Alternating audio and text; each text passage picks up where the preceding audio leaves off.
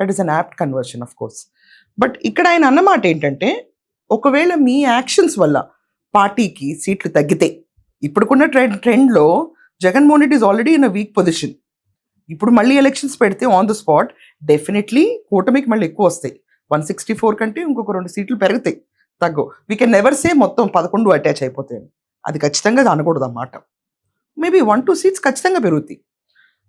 ఆయనకున్న కాన్ఫిడెన్స్కి అవి పెరుగుతాయి అనుకున్నప్పుడు 2029 ఎన్నికల్లో కనుక ఒకవేళ తగ్గితే బాధ్యత మీదే అన్నారు. బికాజ్ ఎన్సీబీఎన్ బ్రాండ్ మారలేదు, కూటమి మారలేదు, కానీ కింద పనిచేసే ఎమ్మెల్యేలు మంత్రులు వైఖరి మాత్రం పార్టీని ఎఫెక్ట్ చేస్తుంది.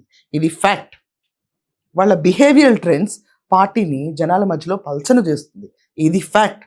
4 walls మధ్యలో డిస్కస్ చేయాల్సిన ఇష్యూస్ తీసుకొచ్చి పబ్లిక్లో ఎండేస్తుంటే పరువు పోయేది పార్టీది, ఆ పార్టీ హెడ్గా ఉన్న చంద్రబాబు నాయుడు గారిది. అండ్ ఇప్పుడు ఇక్కడి నుంచి కంటిన్యూ అయితే national working president Nara Lokesh గారి పరువు కూడా దీంతోనే ట్యాగ్ అయి ఉంటుంది.